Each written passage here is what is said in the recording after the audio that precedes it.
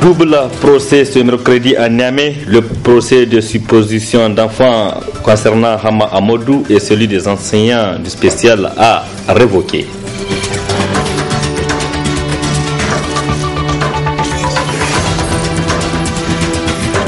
Fin hier à Ouani des assises du 8e conseil syndical du syndicat national des agents des impôts SNAI, des recommandations et des résolutions ont été formulées.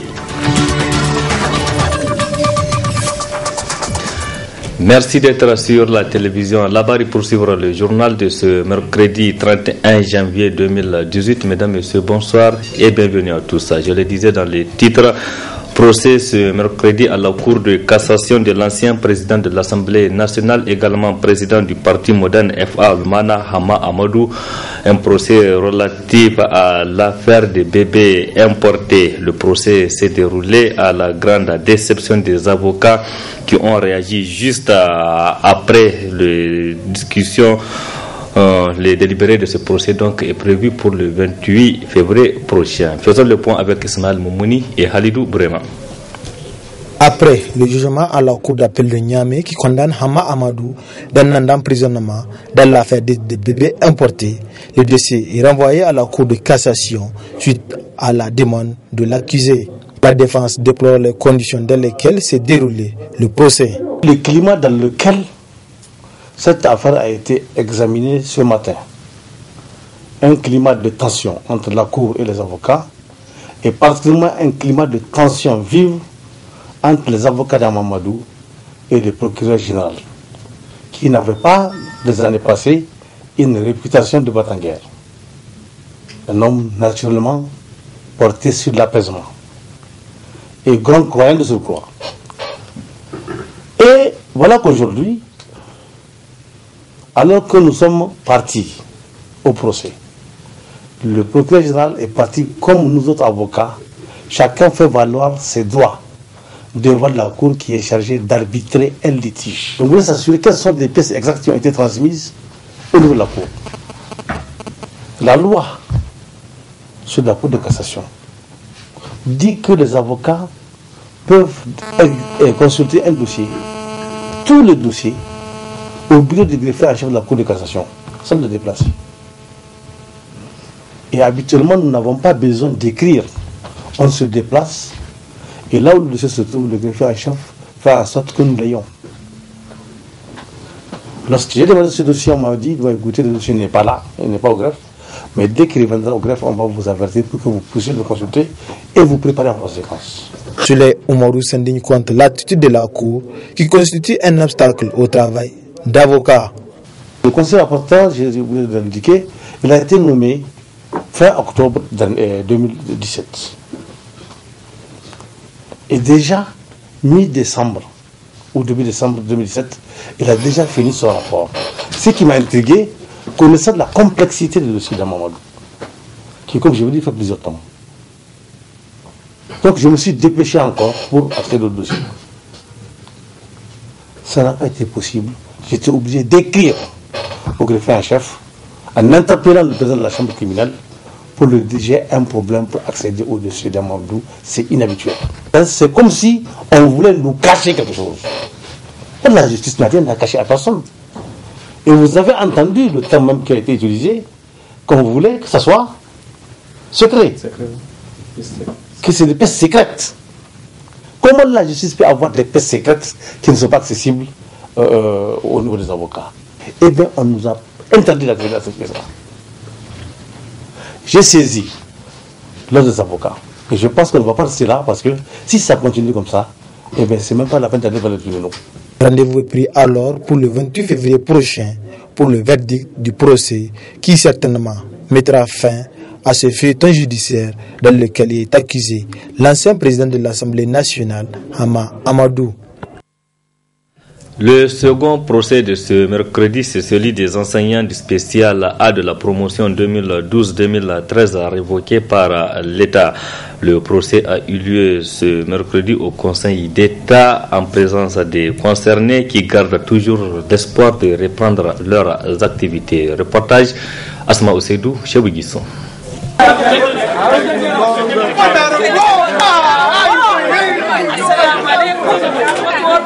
Ils sont nombreux ces enseignants du spécial A et B suspendus par l'État qui attendent de connaître leur sort. Ce mercredi, ils se sont retrouvés au Conseil d'État où a eu lieu le procès de leur affaire. Ces enseignants se disent confiants et gardent toujours l'espoir. Et on a fait lecture du rapport, tous les camarades étaient là, ils ont écouté et le délibéré est fixé donc pour le 28 février. Nous vous remercions vraiment d'être venus. Merci bien. Et le jour-là, vous serez là, vous serez comptable de tout ce qui sortira vraiment de ce verdict-là. Selon le rapport du Conseil d'État dans cette affaire, il y a eu rupture d'égalité. Et pour qu'il y ait l'égalité, deux options sont envisageables. Soit réhabiliter les 280 enseignants suspendus, soit suspendre les enseignants qui continuent à travailler. En attendant, le Conseil va rendre son verdict le 28 février prochain. Donc, deux verdicts sont attendus pour le 28 février prochain. Du 29 au 30 janvier dernier, le syndicat national des agents des impôts SNAI a tenu son 8e conseil syndical à Koni sous le thème les performances de la Direction générale des impôts, atouts, faiblesses et perspectives. Au terme des travaux, les participants ont formulé des recommandations mais aussi des résolutions. Faisons le point avec Abdul Nasser Dantofo et Sadou Doumi qui sont nos envoyés spéciaux.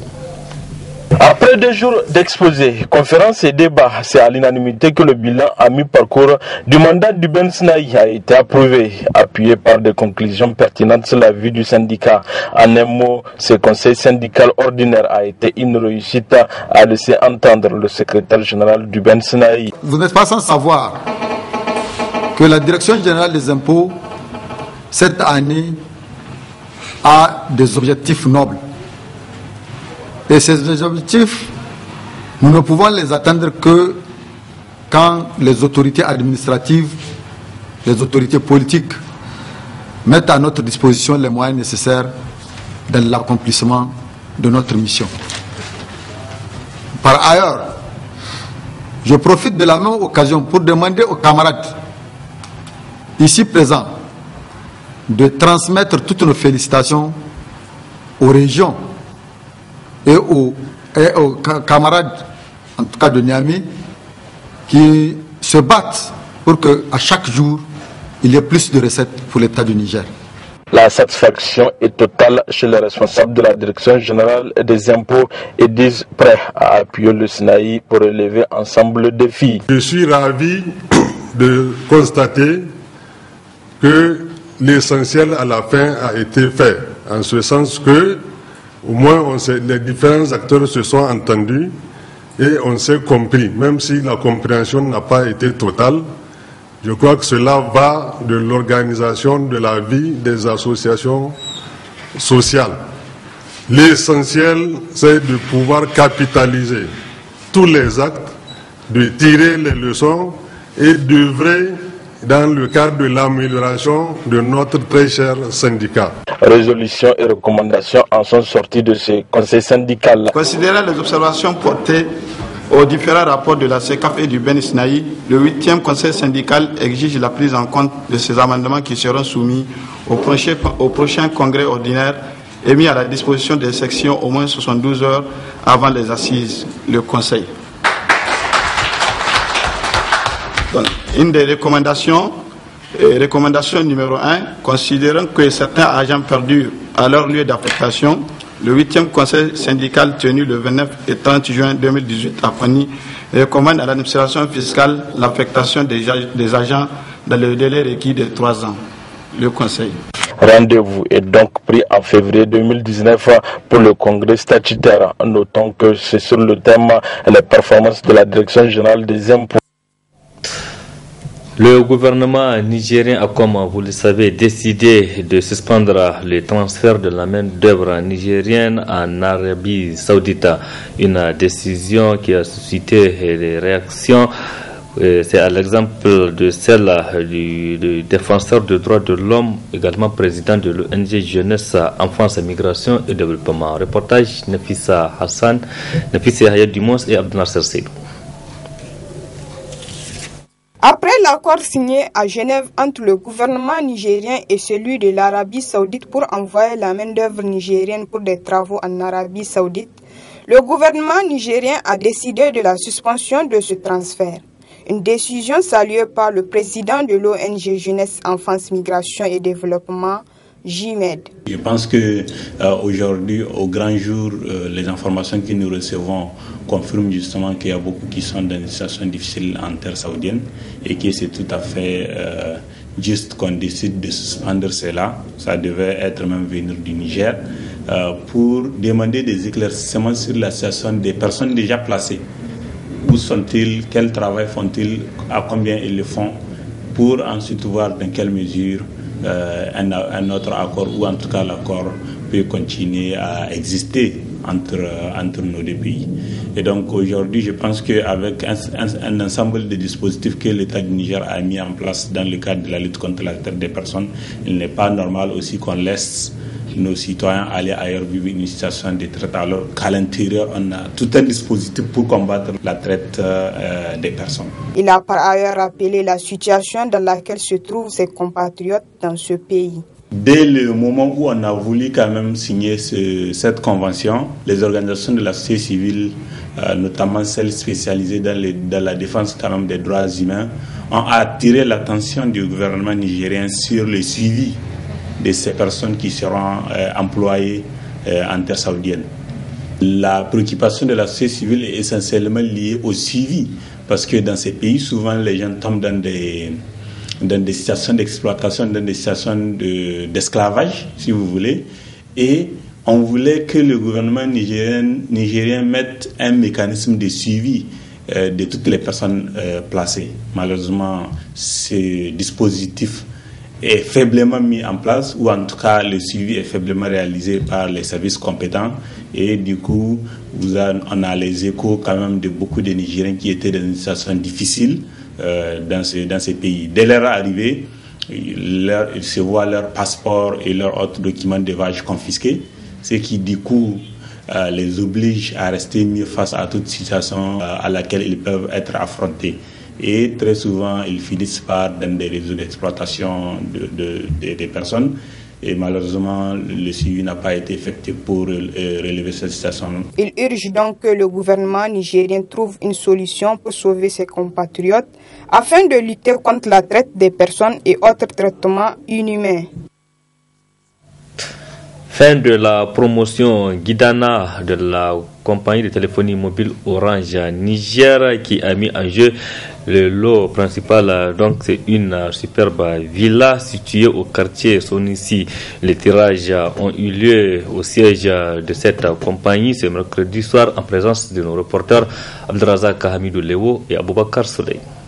Après plusieurs semaines de tirages qui ont permis à 120 personnes de se voir tirées au sort et ainsi remporter plusieurs lots, parmi lesquels des tablettes et recharges Orange Money, la promo Guidana, ma maison, de Orange est à sa fin avec ce dernier tirage. Dernière remise des lots dans le cadre de notre promotion Guidana que nous avons lancée en fin d'année dernière, ce afin de récompenser nos meilleurs clients, les plus fidèles, ce qui nous a donné l'occasion chaque semaine d'offrir des tablettes, des smartphones, 75 000 francs sur les comptes Orange Money pour 20 clients chaque semaine dans toutes les régions du Niger.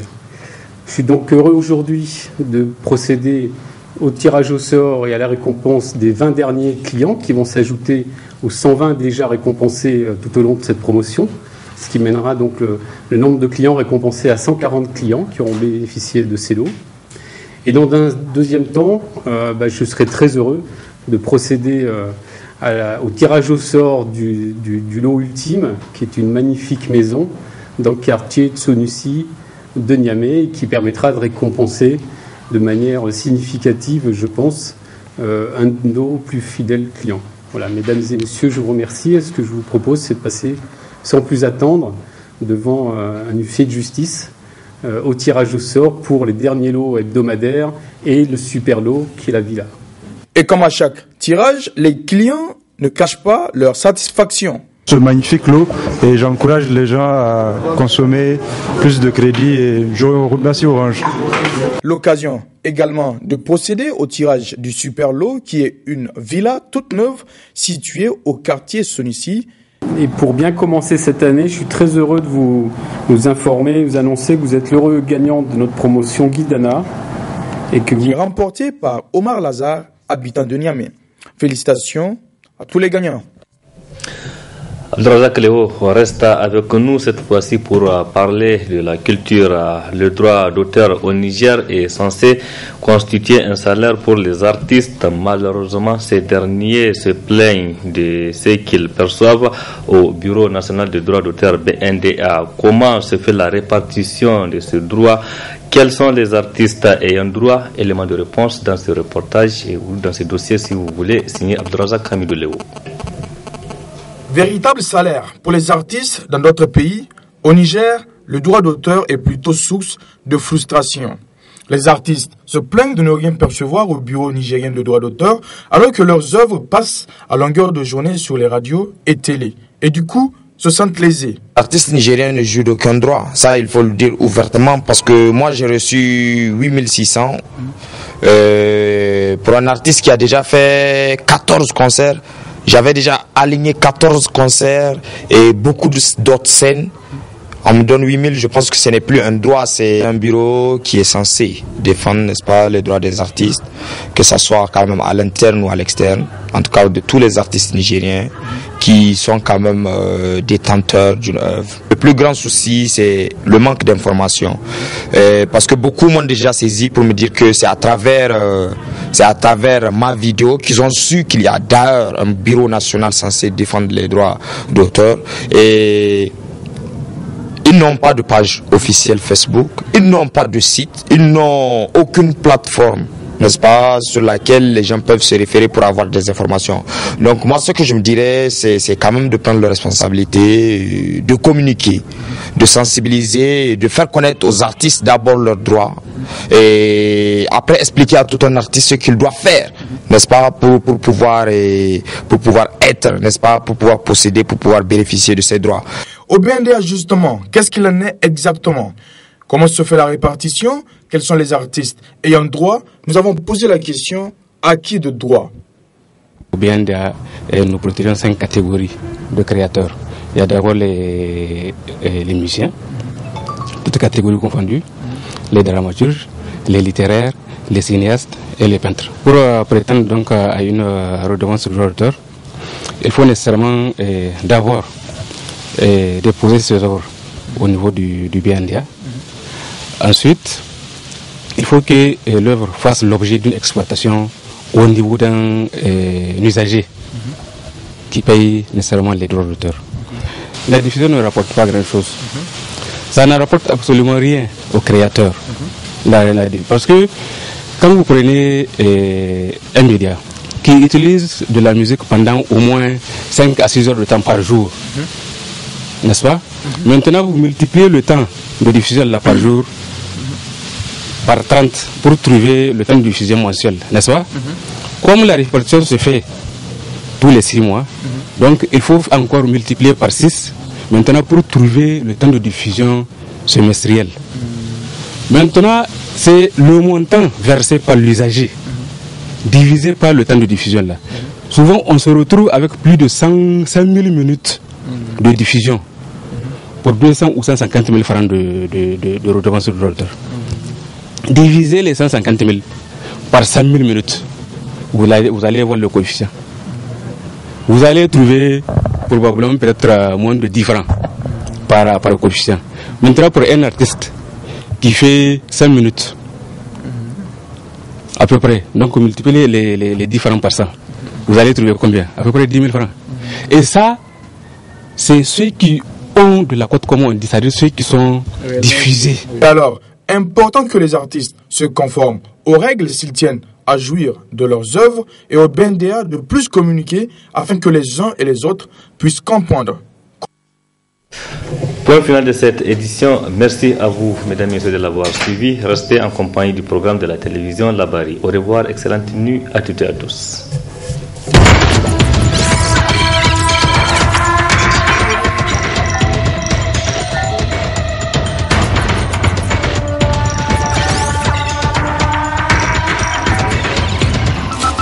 Audio Jungle.